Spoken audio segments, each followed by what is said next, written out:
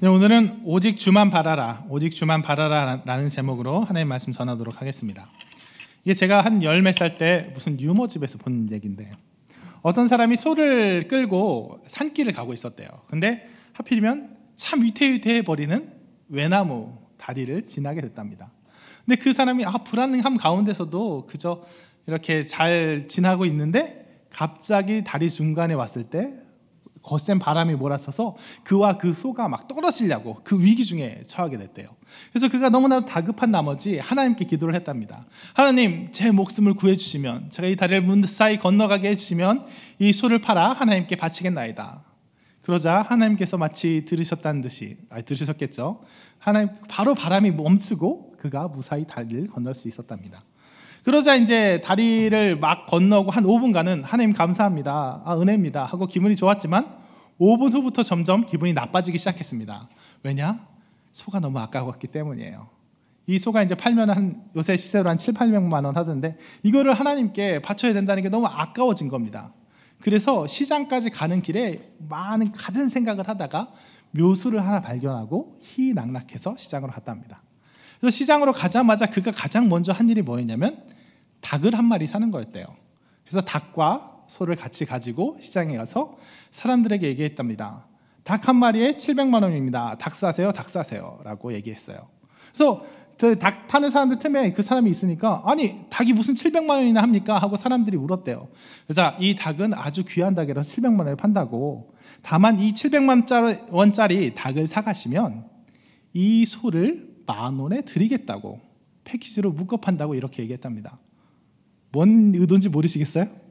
그러자 이제 그 사람이 어쨌든 소 필요한 사람이었겠죠. 닭과 소를 한꺼번에 사갔답니다. 그러니까 그 사람은 닭 판 돈 700만 원은 원래 자기 닭이었으니까 자기가 갖고, 소 판 돈 10,000원만을 하나님께 드렸답니다. 네, 피식하실 줄 알았는데, 네, 알겠습니다. 이 사람 보면 참 지혜로운 사람이죠. 지혜로운 사람입니다. 그는 하나님과의 관계에서, 하나님과 거래에서 이득을 봤다고 생각할 거예요. 세상의 기준으로 보면 그 사람은 699만 원의 손해를 면하게 된 사람입니다. 하지만 우리가 보기엔 어때요? 절대 지혜로운 사람이 아니라고 할 거예요. 어리석은 사람입니다. 하나님께서 그를 구해 주신 그 은혜를 단돈 단돈이라고 말할 수 없나요? 699만 원에 팔아버린 사람이에요. 자, 그런데 이 사람의 얘기가 단지 이 우스꽝스러운 예 하나뿐인가요? 우리도 그러한 면이 없는지 한번 생각해 봤으면 좋겠어요. 제가 고3 때 하나님께 대학 문제를 놓고 기도하면서 하나님께 갖가지 얘기를 다 했습니다. 하나님, 제가 대학을 붙으면 하나님을 위해서 정말 헌신 봉사하고 좀 하나님을 위해서 대학 생활을 보내겠습니다. 캠퍼스 복음화의 그 사명을 감당하겠습니다 해놓고 20살, 21살, 22살까지 제 인생에서 가장 방탕한 시기를 지냈습니다.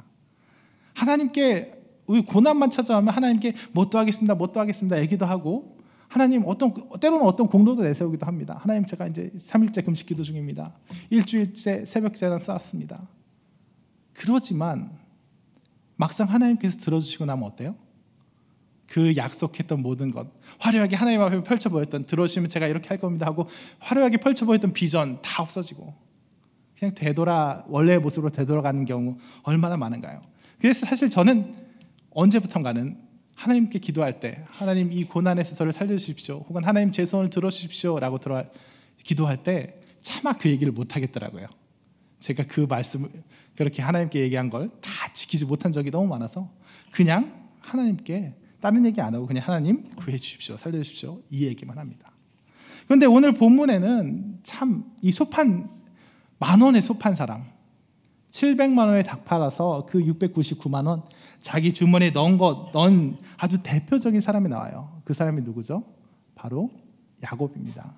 이 야곱은 끊임없이 속이는 사람이에요. 그의 인생 전반에 정말 그의 주변 사람들을 다 한 번씩 속인 사람입니다. 야곱이란 이름의 뜻조차 사실 발 뒤꿈치를 잡다, 누군가를 잡아당기다, 거기서 파생돼서 누군가를 속여 넘기다라는 뜻까지 가진 아예 이름 자체가 그런 사람이에요. 그는 팥죽 한 그릇으로 형 에서를 속여 장자의 명분을 얻어냈고, 염소 새끼의 가죽과 그 요리로 아버지 야곱을 속였고, 의도를 숨긴 함정의 계약으로 외삼촌 라반을 속였습니다. 평생 동안 자기의 지혜와 자기의 꾀와 자기의 속임수로 자기 인생을 꾸려나간 사람이에요. 그런데 그가 단지 우리가 흔히 얘기하듯이 야곱이 일평생 동안 사람의 능력으로 자기 앞길을 가려고 했습니다. 사람의 방법을 했습니다. 그러다 야복 강가에 와서야 비로소 하나님을 만났습니다 라고 간단히 말할 수 있을 정도로 그가 불신앙의 사람이었던 건 아니에요. 그의 인생에서 그때까지 하나님과 관련된 얘기가 안 나왔던 거 아닙니다. 그는 신앙인이었어요. 그는 분명 하나님의 능력을 일정 부분 바라볼 줄 아는 사람이었어요. 단지 사람의 능력에만 의지하는 사람 아니었습니다. 그는 베델에서 형 에서를 피해 도망가는 길에서 베델에서 천사가 사닥다리를 두고 오르락내리락하며 그를 지키고 있는 것을 보는 신앙적인 체험도 했고요. 하나님께 제단을 쌓으며 하나님은 나의 하나님이 되실 것이며 내가 주를 위해 모든 소득의 10분의 1을 바치겠나이다 하고 서원하기도 했습니다. 지금 에서에게 목숨을 위협당한 이 상황에서 단지 자기의 능력으로만 하는 게 아니라 하나님께 기도하잖아요. 하나님 지켜주십시오. 저에게 약속하지 않았습니까? 가장 좋은 기도의 방법이라는 언약 붙들고 하는 기도, 이 사람도 했다는 거예요. 야곱도 처음부터 신앙인이었어요. 근데 문제는 그의 신앙이 진정한 신앙이 아니었다는 데서 문제가 시작되는 겁니다. 그는 신앙이었지만, 분명히 신앙인이었고 하나님께 기도하는 사람이었지만 그의 신앙과 기도는 제대로 된 게 아니었어요. 어떻게 보면 그의 신앙과 기도는 차라리 그가 많은 사람들을 대하는 방식, 이 사람을 속이고 혹은 달래서 잘 꼬드겨서 이득을 얻어내고자 하는 그런 방식의 연장선상 같은 그런 방식이었어요. 그가 하나님께 하는 기도는 신앙의 대상이라기보단 거래의 대상에게 하는 이야기 같았습니다. 그가 오늘 본문에서 하나님께 기도하잖아요. 하나님, 저를 지켜주십시오. 저를 지켜주시겠다고 약속하시지 않았습니까? 저를 많은 이들의 아버지로 만들겠다고, 뭇 열방의 아비로 만들겠다고 약속하지 않으셨습니까? 하는 이 기도가 되게 신앙 적은 태도 같고 하나님께 간구한 태도 같지만 절대 그렇지 않습니다. 그는 오늘 그가 하고 있는 이 기도는 그가 일찍이 베델에서 경험한 그 사건의 연장선상이에요. 무슨 말이냐면 그가 야곱을 피해서, 에서를 피해서, 역시 그때도 에서를 피해서 도망치다가 베델에서 깜빡 잠들었을 때 환상 보잖아요. 선사가 오르락내리락 하는 거 보잖아요. 그 다음에 하나님께서 나는 여호와니 너의 조부 아브라함의 하나님이요 이삭의 하나님이라. 내가 누워있는 땅을 내가 내 자손에게 주리라 하고 막 축복을 해주시니까 야곱이 일어나서 이렇게 얘기합니다. 하나님께서 여기 계시구나 하고 고백하고 어떻게 얘기하냐면 하나님께서 세 가지 축복을 해주시니까 하나님께서 정말 나와 함께 계셔서 내가 가는 이 길에 나를 지키시고 먹을 떡과 입을 옷을 주시며 내가 평안히 아버지 집으로 돌아가게 하시오면, 조건 세 가지고요. 그렇게 하면 여호와께서 나의 하나님이 되실 것이요 내가 기둥으로 세운 이 돌이 하나님의 집이 될 것이요 하나님께서 내게 주신 모든 것을 10분의 1로 내가 하나님께 반드시 드리겠나이다. 이거는 하나님이 놀라운 축복 보여주셔서 하나님 제가 충성하겠습니다, 하나님 섬기겠습니다, 은혜 주겠습니다, 이 얘기가 아니에요. 정확히 세 가지 조건에 정확히 세 가지 의무, 하나님의 세 가지 의무에 정확히 자기의 세 가지 의무를 결부시킨 지극히 계약적인 유대인의 그 쌍무대급법, 유대인의 계약 방식에 지극히 맞는 얘기였어요. 그래서 그는 자고 일어나서 놀라운 경험을 했어요. 하나님께서 그를 돌봐주시겠다는 선포를 하셨어요.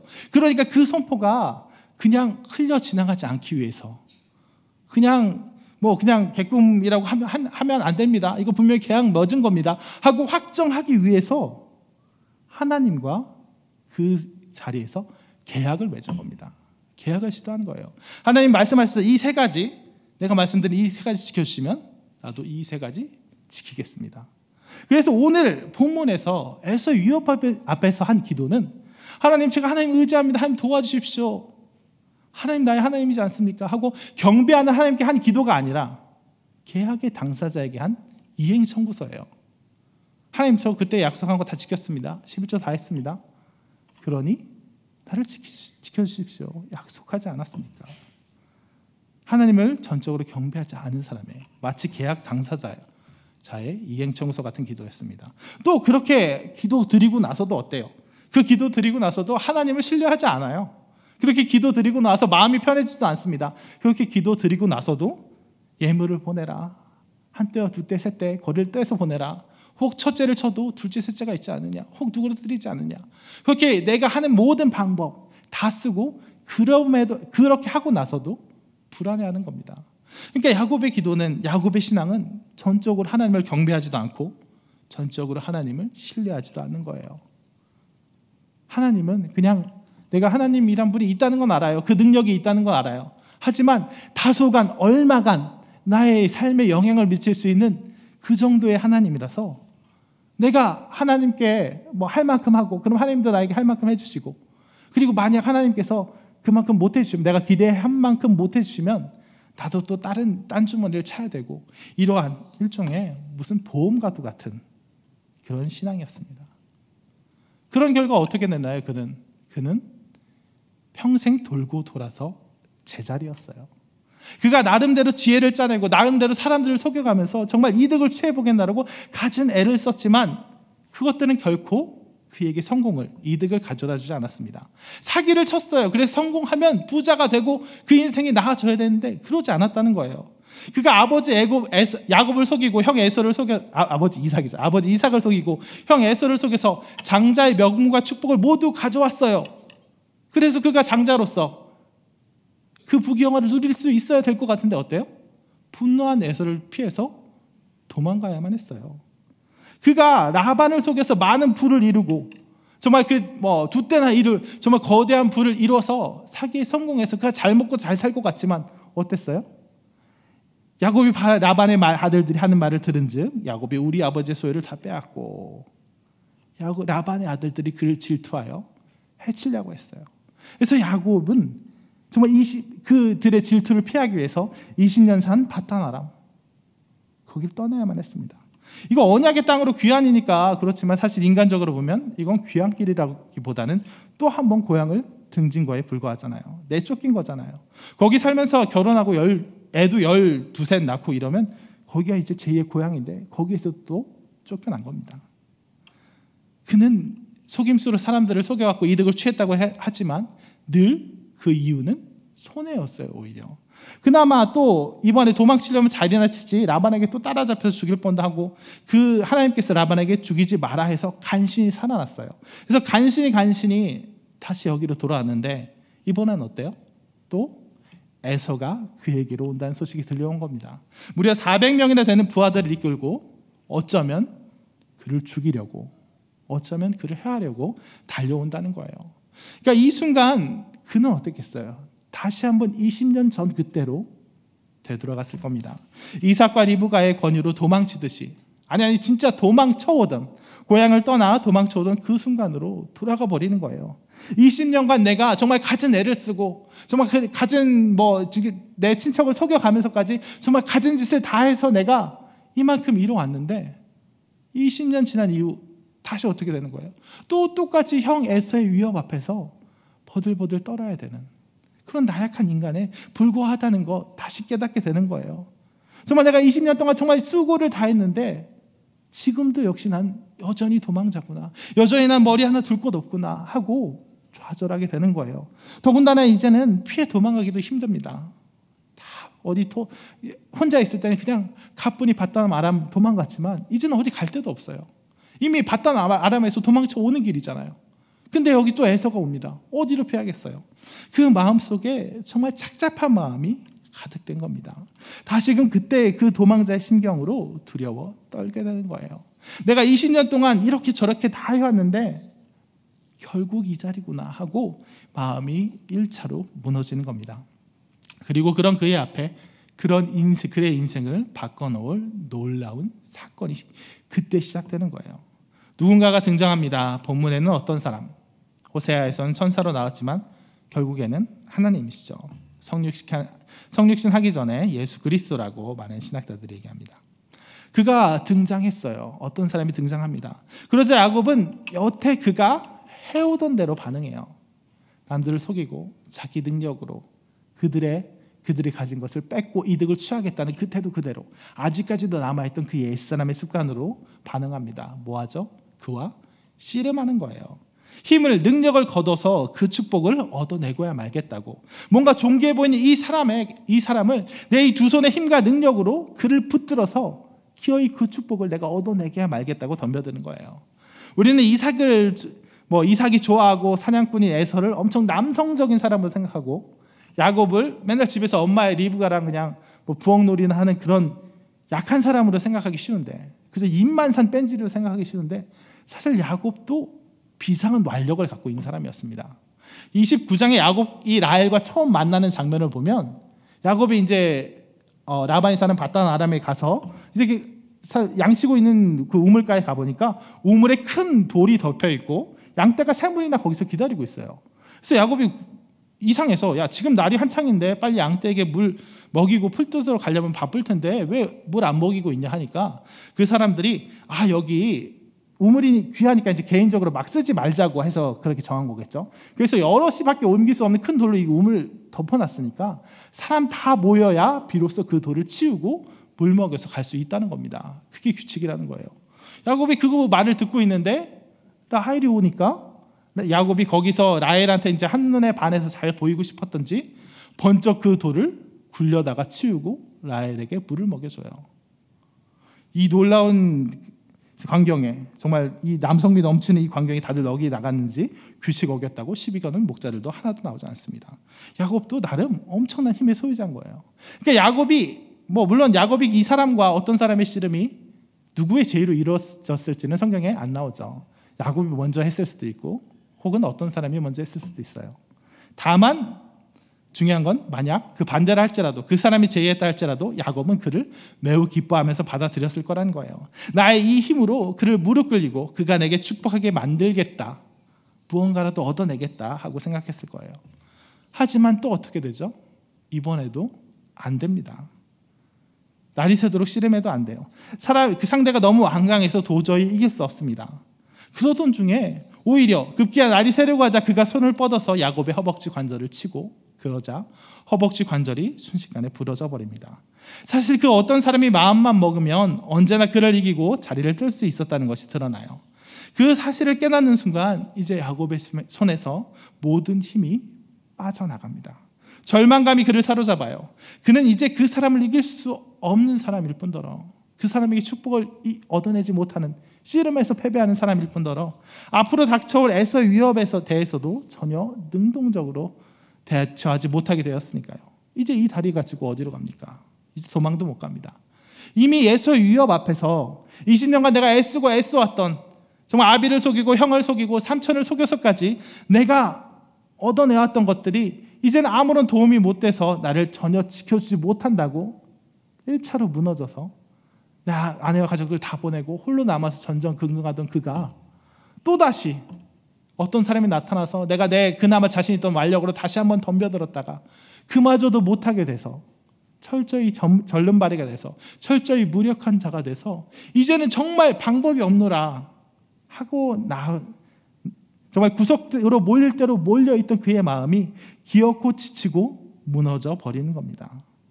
내 힘으로는 아무것도 할 수 없다는 것이 비로소 분명해져요. 비로소 분명해지고 모든 것 포기하게 됩니다. 모든 것 포기하게 돼서 절망의 순간에서 오직 내게 주어진 마지막 신랄 같은 희망 갖고 붙들고 늘어집니다. 뭐예요? 이제는 내 힘으로 안 돼요. 이제는 내 능력으로 안 돼요. 그러니까 어때요? 상대의 호의와 애정으로 인해서 그가 날 봐주는 거, 그가 날 봐주는 것만 바라보고 간절히 그를 붙드는 겁니다. 야곱의 그 허벅지 관절이 부러진 다음에 그를 붙드는 거는, 그를 가게 하지 못하겠노라 하고 얘기하는 거는, 내가 그를 이제 붙들어서 그를 무릎 꿇려서 얻어낼 수 있다는 그런 선언이 아니라, 나 이제 그를 이길 수 없지만, 내 능력은 이제 그에게 뭔가를 받아낼 수 없지만, 그래도 제발 가지 말아주세요. 제발 떠나지 말아주세요. 나에게 머물러 주세요 하는 그런 간구예요. 오늘 본문에는 안 나와 있지만 호세아서 12장 4절에는 뭐라고 나와 있냐면, 선사와 겨루어 이기고 울며 그에게 간구하였으며 라고 돼 있어요. 펑펑 울면서 이제 비는 거예요. 제발 떠나지 말아달라고, 내게 축복해달라고, 나를 살려주십시오. 부디 내 곁에 머물러 주십시오. 진정 그를 붙들어 두는 힘이 아니라 결코 그럴 수 없음을 아는 가운데 사력을 다해서 매달리는 안간한 힘이에요. 그가 언제든 나를 밀어붙이고 떠날 수 있음을 알지만, 그래도 내 사랑한 연인을 떠나보낼 수 없어서 붙잡기 위해서 안간힘을 다해서 붙잡고 매달리는 버림받은 여인의 몸짓과 같은 겁니다. 그리고 그때 그 어떤 사람이 물어요. 내 이름이 무엇이냐? 그리고 그때 야곱은 그 어떤 사람이 하나님의 이름을 깨닫는 겁니다. 야곱이 대답합니다. 야곱입니다. 여태까지 난 야곱이었습니다. 남의 발 뒤꿈치를 붙드는 자, 남을 속이는 자였어요. 바로 그 이름 그 뜻이었어요. 아비를 속이고 형을 속이고 삼촌을 속여서 하나님마저 내 웅변으로, 내 그럴듯한 말로, 내 그럴듯한 행실로 어떻게든 내 것 채워보려는, 하나님 약속하지 않았습니까? 나 이거 잘해오지 않았습니까? 그래서 날 지켜주셔야 될 것 같은데요. 그게 하나님의 의무 같은데요. 이렇게 하나님을 곱비 채워서 어떻게든 내 것으로 만들어보려던 그 야곱. 그렇게 20년 동안 타양 떠돌다가 이제 그것 아무것도 아님을 깨닫고 다 무너져 버린 그 야곱입니다 하고 고백하는 거예요. 돌고 돌아 제자리인 그 허무한 싸움에 20년 헛되이 보내버린 그 야곱임을 고백하는 순간 그의 울음은 계속되었을 거예요. 그는 끝없이 울며 자신의 인생을, 헛된 인생을, 야곱되어 떠돌아다닌 나그네 길의 그 수고를 이야기했을 거예요. 그리고 그때 세상의 기준으로는 이제 야곱이 철저히 패배한 일밖에 남지 않았을 때, 야곱이 야곱이었을 때의 기준으로는 이제 이 사람이 나를 뿌리치고 떠나가겠구나 하고 생각하였을 때 그 어떤 사람이 이야기합니다. 내가 이겼다. 너는 이제 야곱이 아니라 이스라엘이라고 불릴 것이다. 이는 내가 하나님과 사람들과 겨루어 이겼기 때문이다.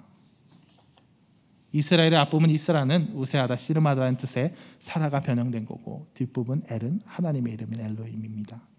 야곱의 기준으로는 이제 다 패하게 된 그 순간, 그가 여태까지 진정 피하고 싶었던 것, 여태까지 절대 그 자리로 들어가기 싫었던 그 자리, 아무것도 못하고 단지 상대의 처분만을, 상대의 호의와 애정만을 간구하게 되는 그 항복의 그 자리, 그 순간에 그는 오히려 하나님 이스라엘 되어서 승리를 선포당한 겁니다.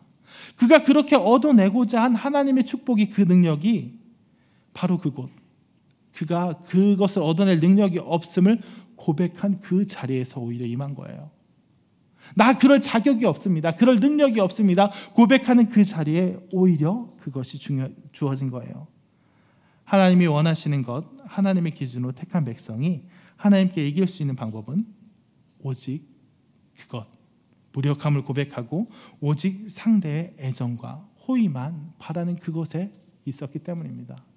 사실 사람이 하나님 앞에 뭘 내놓을 수 있어요? 애초에 무리한 싸움이었어요. 야곱 입장에서 너무나 무리한 싸움이었습니다. 세상을 향해서도, 내 안전을 향해서도 자기 한번 건사 못하는 게 인간이에요. 근데 더더군다나 하나님에 대해서 어때요? 우리가 어떤 말로, 어떤 호언장담이나 허무한 약속, 어떤 공로로 하나님께 뭐라도 달라고 할 건덕지가 있어요? 그럴 자격이 있습니까? 없습니다. 이미 받은 은혜는 얼마나 큰데, 이미 날 지켜주신 그 순간은 얼마나 많은데, 그에 반해서 내가 줄 수 있는 건 아무것도 없는데요. 많은 사람이 언약을 얘기하고 그 언약 가지고 약속 갖고 나가면 하나님도 꼼짝 못한다. 그러니까 언약 가지고 하는 기도가 정말 능력이 있다, 이렇게 얘기하지만, 그래서 오늘 야곱도 그렇게 기도한 모양이지만, 사실 우리가 그 언약의 당사자로 떳떳합니까? 당당합니까? 언약의 바른 당사자가 될 수 있어요? 정말 하나님의 언약은 정말 자비로워서 우리가 하나님 배신하지만 않으면, 하나님을 하나님으로 섬기기만 하면, 그를 적대하지만 않으면 품에 안아주시고 모든 것 더해주시는 정말 불공평한 계약이지만, 그마저도 사실 우리 힘으로 못하잖아요. 구약의 그 많은 선지자와 그 많은 이적들, 그 많은 은혜의 순간들에도 불구하고 끊임없이 타락했던 게 이스라엘 공동체고, 그게 사람의 악함 아닙니까? 우리가 예수님 믿는다고 이렇게 섰지만, 그래서 마치 우리가 이 언약의 당사자로서 우리가 할 거 다 했다고 얘기할 수 있는 것 같지만, 돌이켜보면 우리가 여기 있는 거, 여기가 우리 이 자리에서 하나님을 하나님이라, 나의 하나님이라 고백할 수 있는 거, 이 자체가 하나님의 능력이요, 순전히 하나님의 부르심으로 이루어진 거 아닙니까? 내가 믿는 이 믿음이 어디 하나 내 힘으로 이루어진 게 아니지 않습니까?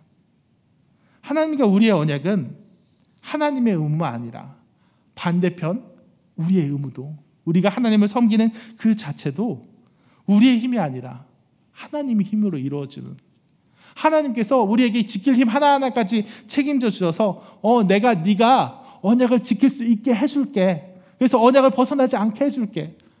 그래서 내 편의 의무, 내가 해주는 거 다 누리게 해줄게 라고 만들어주시는 그런 지극히 일방적으로 기울어진 그런 언약이에요. 그게 하나님의 인재와 자비, 바로 헤세드의 언약입니다. 따라서 우리가 하나님 약속하셨잖아요 하고 언약 들고 나아가려면 그 전에 먼저 거쳐야 될 과정이 있어요. 바로 하나님의 사랑부터 얘기해야 됩니다. 하나님 나 사랑하시죠? 나 내세울 거 전혀 없지만 하나님과 나 사이에 맺어진 그 일방적인 불공평한 언약마저 나는 그 최소한의 것마저 나는 지킬 수 있는 능력과 공로가 전혀 없지만 그마저 다 하나님의 능력에만 힘이 은 거지만 그래도 마치 내가 뭐 했다는 듯이 내가 그럴 만한 자격이 있다는 것 듯이 지켜주시긴 할 거죠. 약속했던 축복 주시긴 할 거죠. 왜요? 날 사랑하시잖아요. 그러니까 봐주실 거죠. 그러니까 결국 얻어낼 무슨 이유도 공로도 하나 없이 할 수 있는 말이라고는 그저 사랑입니다. 하나님 날 사랑하시죠? 이거 하나밖에 없어요. 그저 하나님의 사랑과 호의에 기대는 것뿐 다른 뭘 갖다 댈 게 없어요. 그래서 야곱이 내 모든 능력 없습니다. 내 당신 이길 수 없습니다. 당신을 이 자리에 붙들어 놓을 수조차 없습니다. 그래도 붙들겠다고 하는 이 말은 뭐예요? 그래도 가지 마세요. 그래도 날 봐주세요. 그래도 내 곁에 머물러서 나를 축복해 주세요. 나를 이 에서의 위협 앞에서, 죽음의 위협 앞에서 살려주세요 하고 애타게 부르짖는 사랑의 호소, 그게 바로 우리가 하나님께 내세울 수 있는 전부였다는 거예요. 그리고 그걸로 충분합니다. 오직 사랑 하나만으로 충분해요. 사실 말이야 바른 말이지 사랑의 하나님께서는 그 사랑 때문에 우리에게 계속 늘 져주시는 분 아니에요? 야곱의 인생에서 새삼 이스라엘 되고 나서야 그때부터 그가 하나님이었나요? 이스라엘 되고 나서야 하나님께서 그때부터 그에게 져주셨어요? 제가 보기엔 아닙니다. 제가 보기엔 사실 하나님께서는 그 이전부터 이미 그에게 져주고 계셨어요. 자, A는 왼쪽으로 가고자 하고 B는 오른쪽으로 가고자 했을 때 결국 오른쪽으로 가면 누가 이긴 거예요? B가 이긴 거잖아요. 하나님이 여태 그런 면에서 하나님이 여태 야곱에게 안 져주셨어요? 아니에요. 하나님은 늘 져주셨어요. 그가 자기 마음대로 살고파서 이리저리 헤맬 때 자기 힘으로 뭐 해보겠다고 좌충우돌 사람도 속이고 하나님께도 우습지도 않은 계약 조건 들고 알량거릴 때 하나님께서 직접 내려와 그의 뜻 꺾으시고 질질 끌고 가셨어요? 아니라고요. 하나님께서 오히려 그에게 끌려가셨어요. 너 왜 이리 방황하니 하면서도 애가 엄한 짓 하다가 에서에서 베드로로 도망갔을 때 거기 쫓아갔어. 거기 내가 지켜주겠다 얘기하시고 라반에게 또 쫓겨가고 결국 따라잡혔을 때 라반아 해치지 말라 하고 또 그때도 지켜주시고 또 이제 앞으로 에서와 만남에서도 그를 지켜주실 거예요. 하나님은 늘 야곱에게 져주셨습니다. 하나님은 늘 우리에게 져주세요. 언제든 져주실 준비되어 있어요. 우리를 너무나 사랑하시기 때문에 그래요. 우리가 하나님께서 원하시는 인생을 벗어나면 고난을 적극적으로 만들어 주신다고 흔히들 생각합니다. 얘 하는 거 봐라, 이거 벗어나네, 고난 한번 줘봐야겠다. 얘 억지로 끌고 간다고 생각해요. 그래서 하나님 이길 수 없어 이래요. 하지만 별로 그런 경우 별로 많지 않아요. 별로 그런 거 하나님의 뜻 아니에요. 대부분의 경우는요, 정말 대부분의 경우는 망하는 것도 그냥 우리의 뜻입니다. 우리의 뜻으로 나간 결과예요. 하나님이 우리의 뜻 꺾으셔서 망하게 하신 게 아니라 하나님은 우리의 뜻 못 꺾으시고 그냥 사랑하시기 때문에 끌려가시는 가운데 우리가 하나님의 뜻 안 바라보고 엄한 대로 가다가 자연스럽게 우리는 하나님 벗어나서 망할 수밖에 없기 때문에 우리의 능력으로 이 세상을 이길 수 없기 때문에 망해가지고 다시 돌아오면 하나님께서 망할 때 너무 크게 안 망하게 돌봐주시고 돌아오면 그 돌아온 탕자를 따뜻하게 아버지 마음으로 맞아주시는 거예요. 탕자가 먼 곳으로 나갔을 때 음모 꾸며서 사람 써가지고 망하게 하신 다음에 돌아오게 하시는 게 아니라 알아서 망하면 그때 품어주시는 거예요. 그러니까 세상 헛된 방황 가운데 헤매지 말고 그냥 하나님만 바라보면 그 사랑의 관계만 회복되면 우린 자연스럽게 깨닫게 되는 겁니다. 하나님 늘 우리에게 져주시는 분이구나. 하나님 우리를 너무나도 사랑하셔서 우리가 하나님 이길 수 있구나.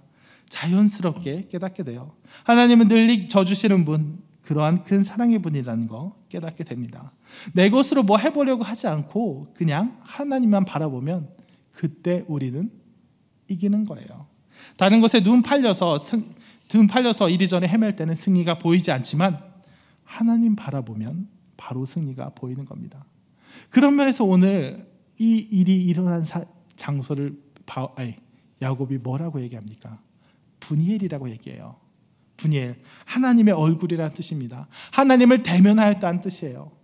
다른 것에 신경 쓰지 않고 다른 것 바라보지 않고 하나님 앞에 내 알량한 공로로 내 알량한 호언장담으로 이렇게 저렇게 막 갖다 대서 시선 분산시키지 않고 하나님 한 분만 바라보면 하나님 한 분 그 사랑 외에는 내가 바랄 게 없습니다. 하나님께서 나에게 호의로 사랑으로 저어주시는 것밖에는 나 바랄 수 없습니다 하고 다른 것에 빼앗기지 않은 시선, 온전한 순전한 다니지 않은 그 거룩의 시선으로 하나님 바라보면 그때 이스라엘 되는 겁니다. 하나님이 우리에게 져주신 그 사랑을 깨닫게 되는 거예요. 그래서 분이엘에서 언제나 하나님 바라보는 분이엘에서 이스라엘이 만들어지는 겁니다. 우리의 승리가 만들어지는 거예요. 오직 하나님만 바라보는 겁니다. 오늘 설교 전에 생뚱맞게 영유아부에서나 부를 만한 하나님 맞죠? 라는 찬양을 했어요. 이 찬양을 저는 아까도 얘기했듯이 그 첫째 아들 이제 태교로 많이 듣고 저도 따라 부르고 했는데 저는 이게 참 발랄한 찬양이라고 생각했어요. 그냥 흥겹게만 부르고 그랬습니다. 근데 막상 이 찬양의 작사 작곡자이신 이웅석 전사님이 우리 교회에 왔을 때 그 찬양 정말 은혜롭게 많이 불렀다고 이렇게 대단한 분이 오셨으니까 참 감사하다고 얘기하니까 그에 대해서 얘기하던 중에 정말 의외의 얘기를 들었어요. 뭐냐면 이 찬양이 정말 밝고 발랄하고 경쾌한 찬양인데 정작 그것을 집필하는 이 곡을 쓴 이웅석 전도사님의 상황은 그때 가장 힘들고 어려울 때 가장 고난 중에 정말 죽을 것 같을 때 이 찬양이 나왔다는 거예요. 내가 정말 힘들고 어려워서 정말 하나님 능력이 간절할 때 그때 이 찬양이 나왔다는 거예요. 하나님 맞죠? 날 사랑하시죠. 하나님 맞죠? 날 기억하시죠. 하나님 약속만 믿고 날 사랑하시는 하나님 약속만 믿고 나아갑니다. 하나님 품에 안기고 싶습니다는 그 찬양이 여기서 나왔다는 거예요. 저는 그걸 보면서 참 이분이 영적으로 깊은 가사를 쓰면서도 영적으로 참 깊은 의미가 담겨 나오는구나 라고 느꼈어요. 그래 우리의 고난 가운데 우리의 어려움 가운데 우리가 삶의 문제를 가지고 하나님께 간구하는 가운데 다른 거 하나 필요 없어요.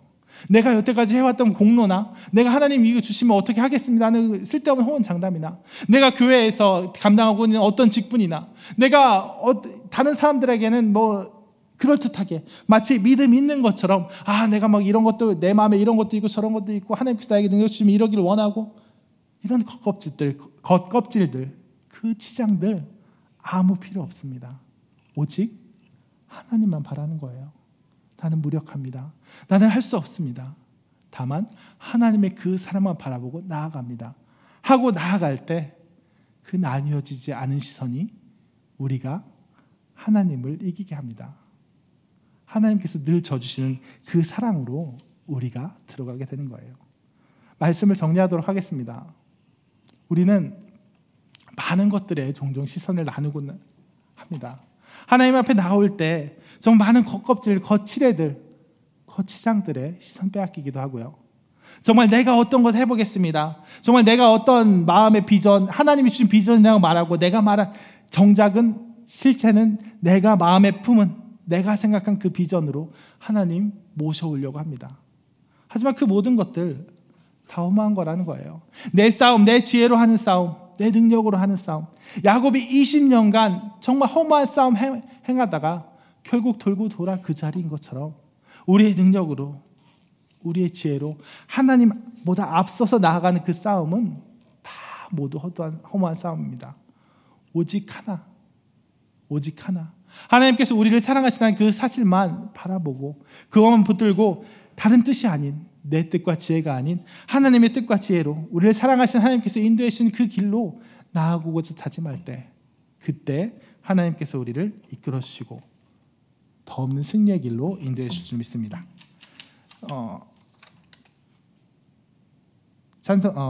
설교 전에 부른 찬양 하나님 맞죠? 다 같이 부르시고 예배 마치도록 하겠습니다.